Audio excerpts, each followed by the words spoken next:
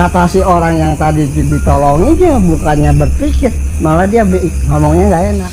Seperti orang-orang panti jompo atau apa itu, Pak. Kalau Bapak bener mau ngasih sama itu, saya sih Pak, ini nolongin Bapak itu menjalankan kewajiban saya sesama manusia. Enggak bisa mikirin Bapak orang kaya, jenderal atau apa enggak. Sehari, 2 hari, seminggu, 2 minggu, sebulan, 2 bulan, setahun, 2 tahun, 3 tahun. Itu si topi merah itu baru menyadari. Pertama kali si topi merah itu mengerjakan pertama kali itu sampai setengah jam. Padahal kalau yang udah ahlinya 10 menit juga jadi sebenarnya.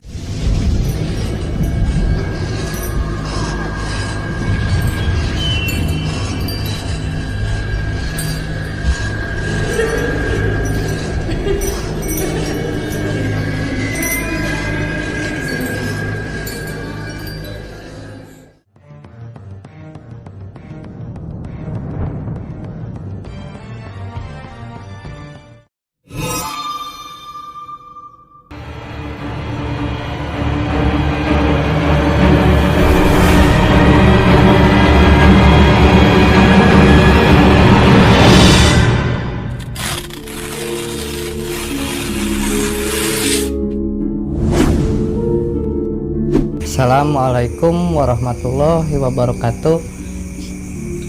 Hai sobat cek aja semua, apa kabar nih?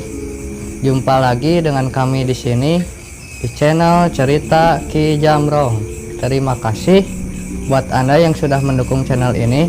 Semoga kalian diberi rezeki dan kesehatan selalu ya. Video kali ini Ki Jamrong akan menceritakan tentang kisah kehidupan si topi merah. Nah, seperti apakah cerita lengkapnya dan lebih jelasnya, untuk tonton terus video ini sampai habis. Semoga dalam cerita ini bisa dijadikan pelajaran untuk kita semua. Jangan lupa like, comment, and subscribe-nya ya. Jangan lupa tekan juga tombol loncengnya ya sahabat. Sebelum lanjut ke ceritanya, sobat cek aja semua jangan lupa follow juga Instagram kami. Bila sobat ada pertanyaan-pertanyaan untuk Ki Jamrong bisa langsung ditanyakan di IG kami. IG kita yaitu cerita garis bawah Ki Jamrong. Segitu aja dari kami, dan bagaimanakah cerita jelasnya tentang si topi merah ini? Lanjut saja ke Ki Jamrong dan selamat menyaksikan.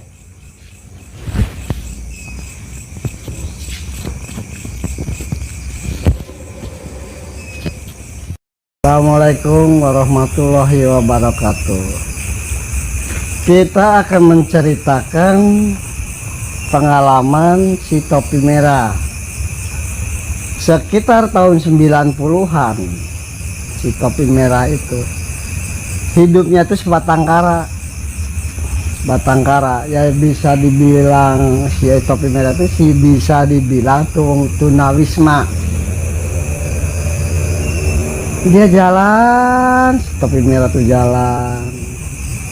Waktu itu keluar dari rumahnya tuh, dia jalan, nggak punya tujuh arah, nggak punya tujuh, jalan sepanjang jalan tuh, jalan. Udah nyampe ke suatu kota, di situ sih yang namanya si topi merah ngalamin jadi tukang rongsokan, ngambilin botol bekas, kardus segala macam. Kalau dapat dijual buat makannya, itu si topi merah tuh selalu begitu dari kehidupannya tuh, cari rongsokan segala macam buat nyambung kehidupannya. Itu si topi merah itu sangat sabar orangnya, nggak ada istilahnya mengeluh, nggak ada istilahnya apa, nggak adanya frustasi, nggak ada. Pagi nyari, siang dijual, nyari lagi, dijual lagi. Itu pendapatan nggak berapa, enggak, paling banyak tuh 3.000, 4.000, kadang-kadang 5.000. Itu selalu dia tuh rajin nyari kehidupannya tuh, nyari dengan sabarnya, dengan ikhlasnya hati itu orang.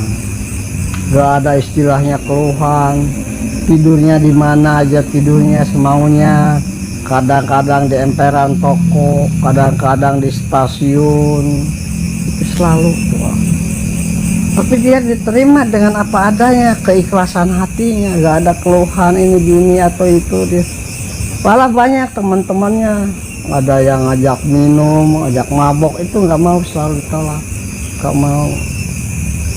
Itu orang, biarpun dia lagi nyari pakaiannya kotor, itu bekas dari itu kalau waktunya sholat duhur dia lari ke masjid, di masjid itu mandi, sholat duhur. Udah sholat duhur wirid, udah wirid, begitu berangkat lagi ganti pakaiannya. Itu ya si pakaiannya, si pakaian alat perlengkapan sholat itu selalu dibawa di tasnya khusus.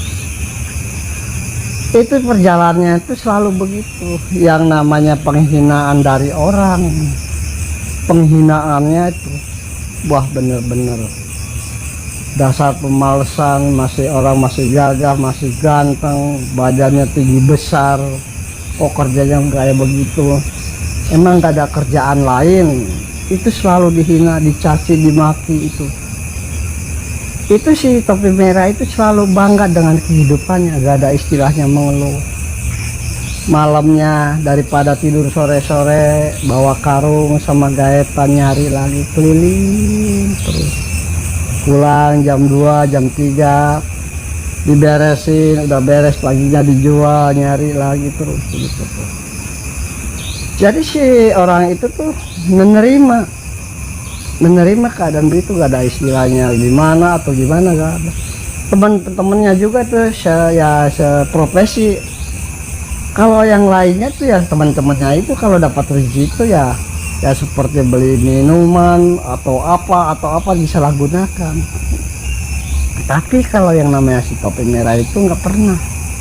Jadi nggak mau yang namanya begitu, atau nggak mau. Itu sholatnya, ibadahnya bener, itu dapat rezeki. Berapa hasil dari itu? Kelihat ada orang nenek-nenek jalan bawa gembolan. Itu si topi merah itu mendekat. Si uangnya hasil yang tadinya berapa itu uang itu dikasih.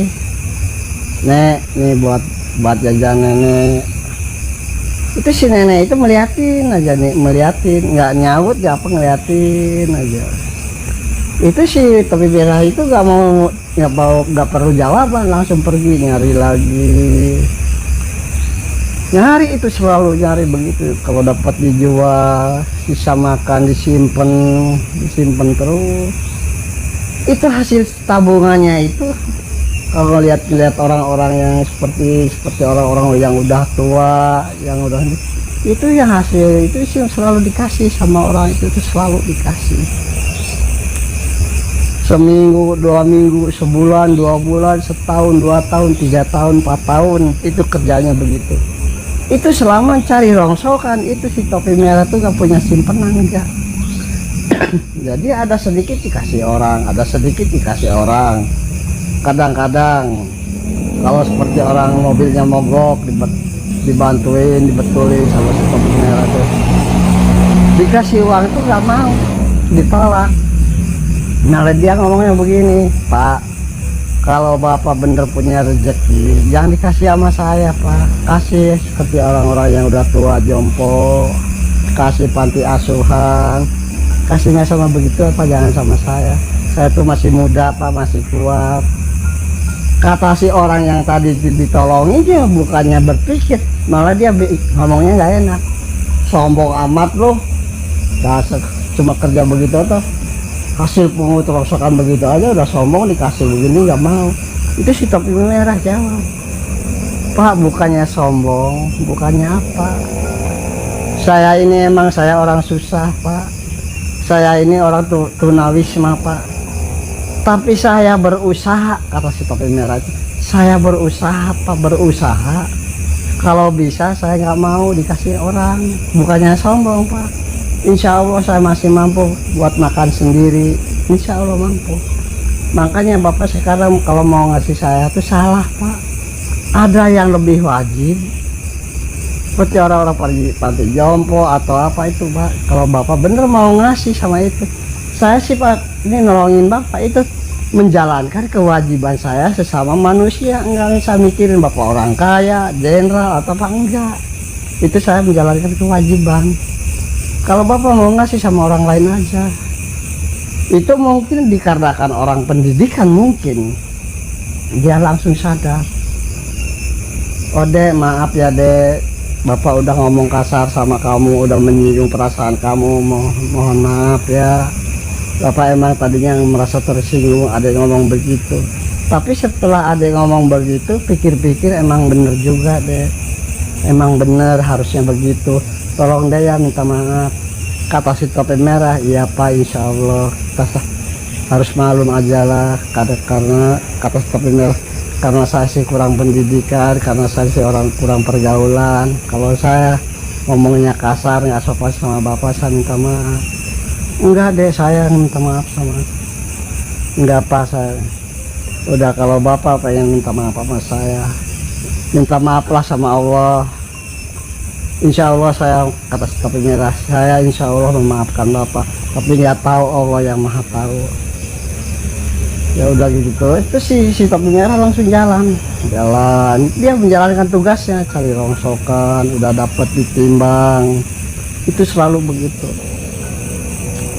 Ya sekitar tahun 2000,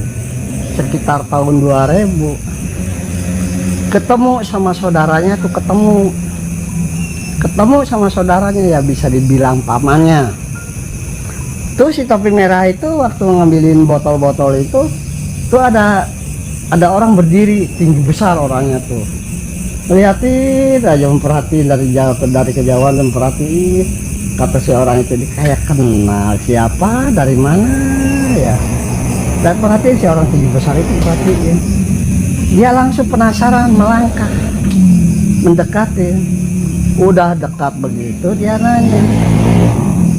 nanya udah jelas, udah nampak wajahnya itu si tukang rongsokan itu dipeluk sama orang tinggi besar itu, dipeluk, ditangisi sampai itu. Kamu sampai kerja begini, kamu kenapa? Kan kamu di sana di rumah gimana? Enggak mang, saya memang pengennya begini, harusnya hidup saya begini. Udah begini aja, kamu daripada begitu-begituan, tidur di mana aja. Enggak mang, saya pengennya begini aja. Udah gini aja, kamu sekarang sama emang mau dikasih keahlian, mau enggak? Apa itu mang? Ya udah, ayo ikut. Itu si topi merah itu mau ikutin di belakang pamannya itu, ikutin nggak, hanya apa, udah nyampe ke suatu tempat nih, mang kerja di sini, mang tuh kerja di sini, mang tuh sehari-harinya begini. Udah, kamu daripada keluyuran cari begitu-gituan, kamu badan kotor. Emang penghasilan sih, cari rezeki sih dengan cara bagaimana itu gak jadi masalah. Udah, sekarang kamu belajar di sini. Ya udah begini aja, kamu di sini udah belajar sama mang di sini. Belajar apa mang? Ya udah, ini kerjaan mang begini. Tapi mang nggak mampu mang. Iya, makanya belajar. Itu si topi merah tuh kalau emangnya lagi kerja tuh ngeliatin, meneliti kerjaannya tuh, teliti sampai bener-bener meneliti. Sehari, 2 hari, seminggu, 2 minggu, sebulan, 2 bulan, setahun, 2 tahun, 3 tahun. Itu si topi merah itu baru menyadari, oh iya, daripada nyusahin sama pamannya itu, udah saya mau coba belajar. Di situ mulai belajar apa, servis jam. Itu si topi merah tuh belajar, dikasih tahu cara bongkarnya begini, cara nyucinya begini. Jadi pelajari satu persatu owner dinas spare partnya itu dipelajari, ini begini dibongkar, terus yang begini. Udah beres dicuci, udah deh, cara masanya begini. Itu si topi merah memperhatiin itu dengan sabarnya tuh, perhatiin tuh.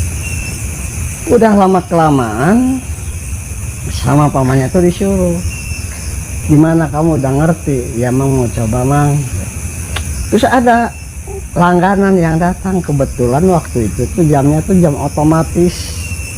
mereknya tuh Seiko, mereknya tuh. Terus sama pamannya, udah kamu nih bongkar, kamu caranya kan udah tahu. Iya mah. Tadi si pamannya tuh bangun dari dari kursinya tuh duduk, terus si topi merah tuh duduk, langsung dibuka, dibongkar. Bener cara membongkarnya tuh bener, udah bisa soal nyucinya cara. Terus si topi merah ngomong, "Nang, ini harus diganti." Ya udah cari di situ, dicari sampai teliti, sampai udah ketemu, dipasangin lagi. Itu kerjaan nyervis jam itu pertama kali si topi merah itu mengerjakan pertama kali itu sampai setengah jam.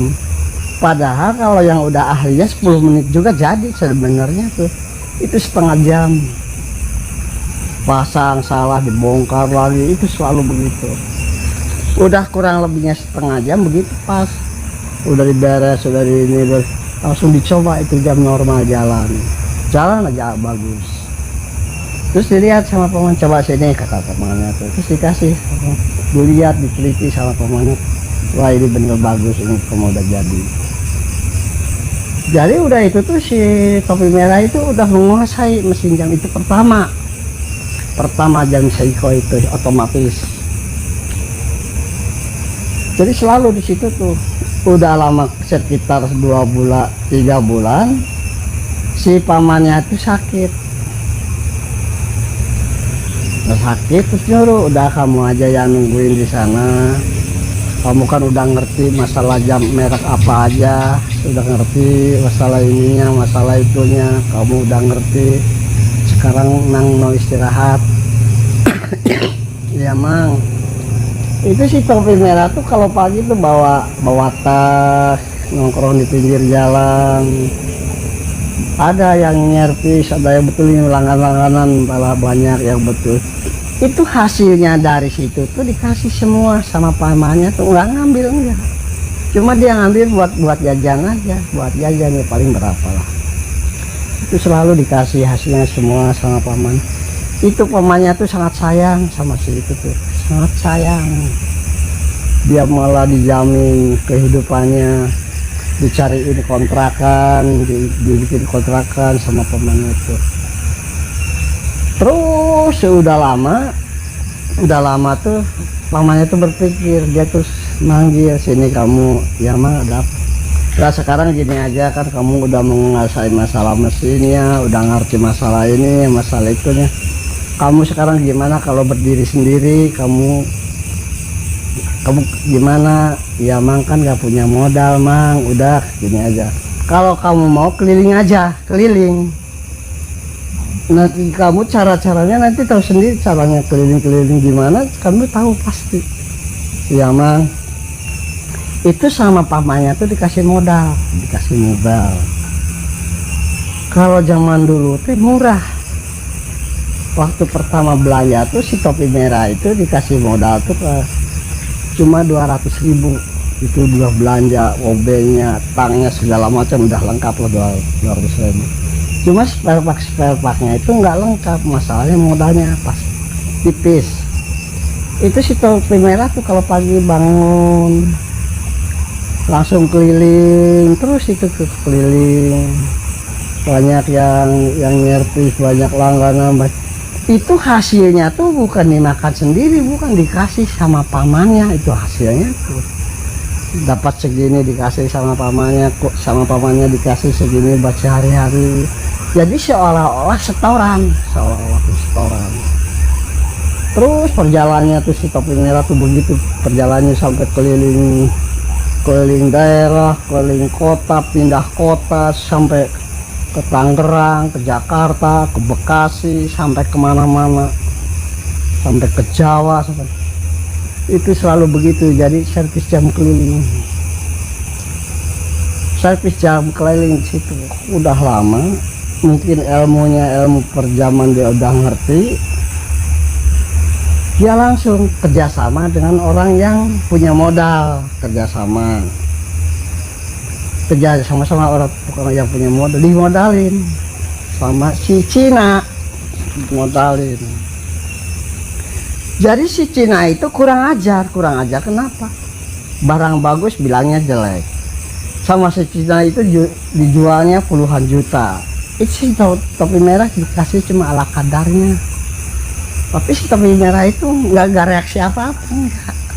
Dia bukannya nggak tahu ini bahwa ini barang antik, barang bagus, dia nggak selalu repot.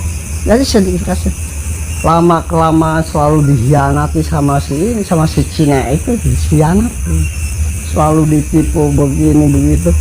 Dia sadar, berpikir si topi merah itu, kalau saya dibikin sapi, bikin kerbau sama si Cina, wah benar-benar keterlaluan ya orang. Kok saya selalu dibohongin, selalu ditipu, ini orang ini maunya apa? Terus suatu saat si topi merah itu keliling lagi, dapat barang antik. Si barang antik itu nggak dikasih tahu sama si Cina tuh, enggak, dikarenakan si topi merah itu sakit hati, dikarenakan dibohongin terus. Itu si barang antik itu mereknya nggak usah dikasih tahu, dijual sama si topi merah itu, dijual ya harganya lumayan harganya. Itu dapat rezeki hasil penjualan barang itu hasilnya tuh dikasih sama pamannya, dikasih selalu begitu. Jadi hasil penghasilan dari situ servis jam keliling itu selalu dikasih sama pamannya. Setahun, 2 tahun, 3 tahun keliling, lama kelamaan mungkin jenuh tuh orang tuh, mungkin main nggak pulang-pulang ke pamannya tuh, nggak pulang-pulang, udah dia jam kelilingnya tuh di Jakarta, keliling terus seperti daerah Cengkareng, Celincing, Selipi, di mana aja itu hampir tahu semua. Itu hasilnya tuh dikumpulin terus, dikumpulin semakin besar. Itu udah punya modal lari ke Senen, proyek Senen Jakarta. Di situ nyewa ruko berapa juta per bulannya. Itu begitu sampai usahanya maju, buka toko sendiri. Itu si topi merah itu saking sabarnya, saking jujurnya, sampai sukses di dunia jam tuh, sampai sukses. Wah, namanya langganan banyak, jamnya bagus-bagus semua. Udah lagi enak-enaknya usaha lagi maju, nggak taunya proyek Senen itu kebakaran, kebakaran. Disitulah topi merah itu bangkrut, gak punya modal. Itu tuh dia duduk aja, waktunya api nyala di pasar proyek Senen itu kebakaran tuh dia bingung, ngeliatin kiosnya kebakaran, ngeliatin aja, dikarenakan nggak punya modal, habis modalnya. Malah uang yang hasil jualan tiap hari itu ada di situ sampai kebakar habis. Dia kebingungan, langsung jalan lagi cari kerjaan. Di situ ada kerja ya di bangunan.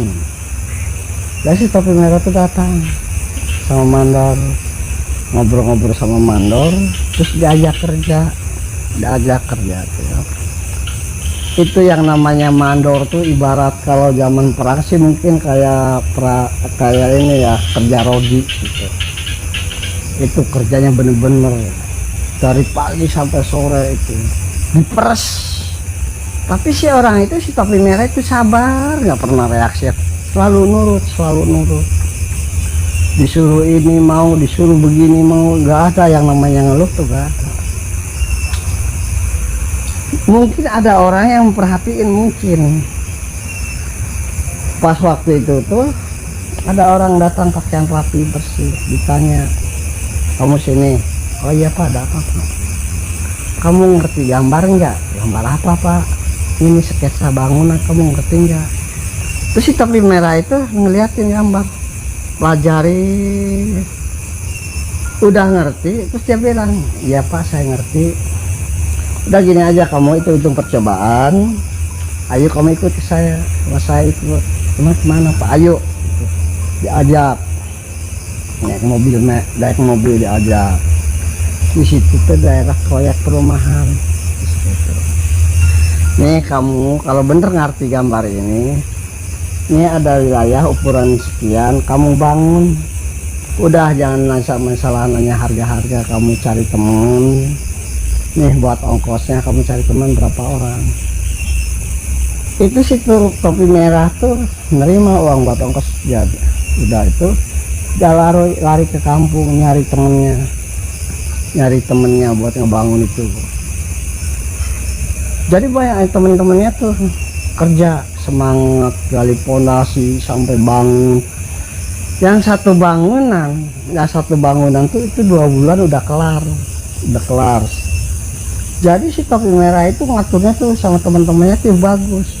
Jadi kerjaannya rapi gitu. Itu percobaan. Pas udah beres si topi merah itu ngomong, "Pak, udah beres." "Ah, yang bener kamu, ini kan baru 2 bulan kok udah kelar gitu kan, orang-orang belum." "Nah, coba aja Pak lihat." Pas si orang yang tadi itu datang.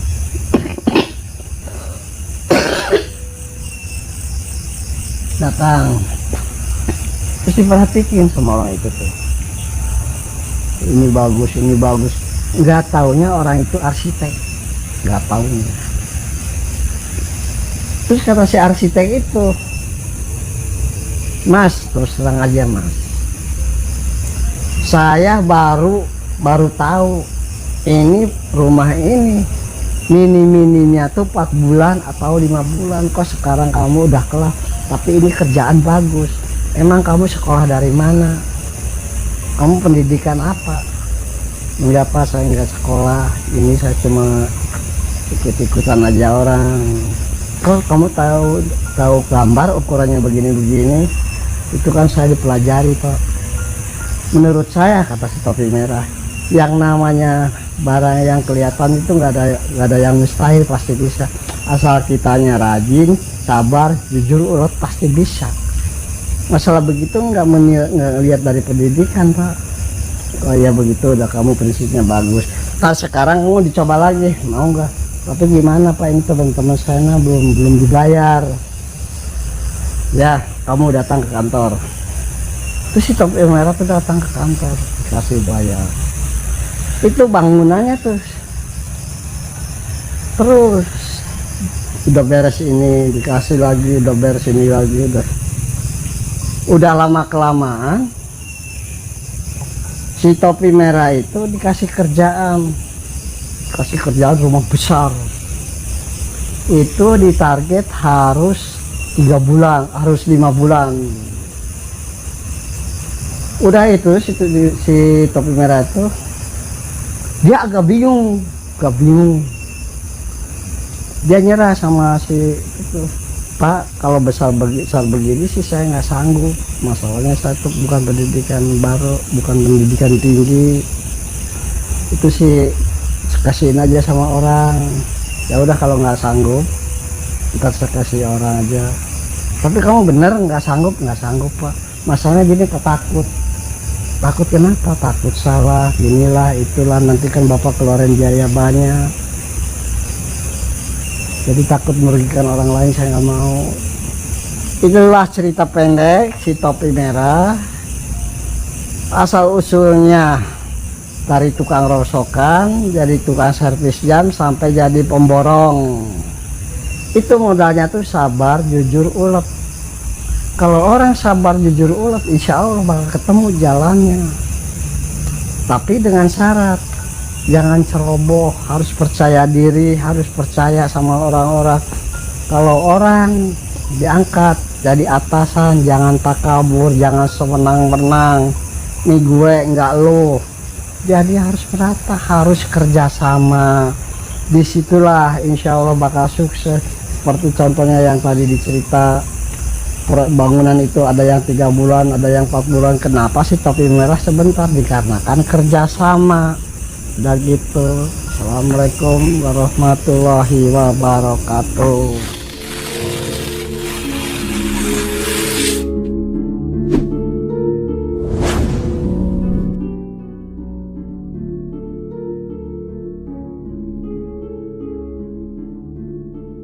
Ya para sobat cek aja semua, itulah tadi cerita dari Ki Jamrong tentang kisah si topi merah. cerita ini selesai alias tamat. Semoga dalam cerita ini ada manfaatnya buat yang dengar. Jangan lupa untuk like, comment, and subscribe-nya ya. Jangan lupa tekan tombol loncengnya agar tidak ketinggalan di cerita-cerita terbaru dari Ki Jamrong. Dan bagi kalian yang mempunyai keluhan ataupun gangguan makhluk gaib, bisa juga seperti jual tanah, jual rumah, supaya usaha laris dan lainnya, bisa konsultasi langsung dengan Ki Jamrong.